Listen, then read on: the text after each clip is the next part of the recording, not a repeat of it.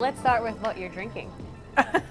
Iced almond milk latte. Okay, and you said this is a go-to daily. That's right. It's a go-to, and if usually I start my day with it, or I will do it as an afternoon second cup of coffee. Oh, okay. So I'll start with a black coffee, and then at some point get this. Do you have a caffeine cutoff?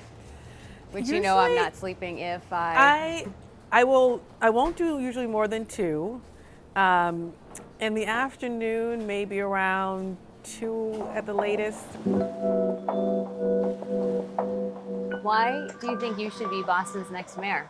If we want the city of Boston to continue, of course, to be prosperous, but to close those persistent inequities that exist in housing, education, economic opportunity, we need leadership that is not just bold and courageous, and I am both of those things, but leadership that has lived and understands those inequities deeply. You know, growing up poor with nothing, and yet this city gave me everything I would need to go off to a Princeton University to be successful. And then on the opposite side, of course, it also it demonstrates just what the city, what happens when the city doesn't work for everyone. And so I talk about my twin brother Andre going in a very different direction, and of course passing away while in a state prison. Why do you think that happened? Why do you think you were afforded the opportunities that paved the way to Princeton, and your brother's path seemed destined for prison? You know, I often talk about Boston Public Schools playing a critical role, and I was blessed to go to 5 excellent BPS schools. The opportunities that were afforded me in the schools I attended, very different. I went to Boston Latin School. Andre did not have access to those same opportunities in his schools. And we know that we're not going to eradicate poverty overnight, but education is a critical role in really getting people opportunity. And so it starts there, and that system absolutely failed him, and I think really led to some really sad outcomes in his life. You've been critical, I guess that's a fair word, of BPD, just the criminal justice system in general. Is that top of your agenda if you're elected day one? It is, and you know, we've been talking about in the context of policing reform. So I'm the only candidate in this race that has a plan that will transform the city's response to public safety and really make sure every community is safe by restructuring our department and then taking the savings we will see from that restructuring and investing in the root causes of violence, because police alone will never be able to eradicate violence in the city of Boston. Obviously that plan is resonating with a lot of people. A lot of people are afraid of it and think that you are anti-police. Is that fair? And absolutely not. It's about systems reform. It's about making sure that this department is more transparent, is more accountable.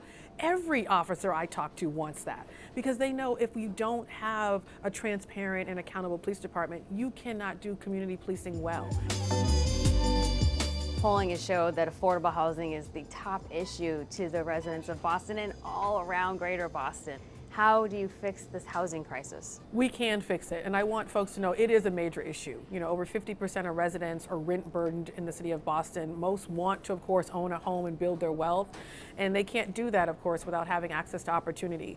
I'm proud of my housing plan because it really doesn't just speak to how we address the housing affordability issue. It also speaks to how we close a racial wealth gap and how we allow residents that are working a whole bunch of jobs, some 2 or 3 jobs, allow them to be able to move up, right? But also we need to streamline the process. It's really expensive to build affordable housing in the city of Boston. There is a way in which to allow community voice, but to cut the red tape and bureaucracy to build it faster. City Councilor running a massive campaign for mayor. You're a mom too. I'm a mom, I'm a wife. I often remark I have 2 beautiful boys and I also have a beautiful husband. But for me and my husband, this work has always been personal. It's really been about breaking, I say, generational cycles of inequity, of poverty, of doing something better for my boys, but not just for my family, also for every other family in the city of Boston. Do you ever take stock in the nature of this race, the historical nature of the candidates, the major candidates that are vying for this seat? Absolutely. It is historic and it's amazing. And it says a lot about the city of Boston, but it also says a lot about the voters. And voters saying leadership matters, but representative leadership matters.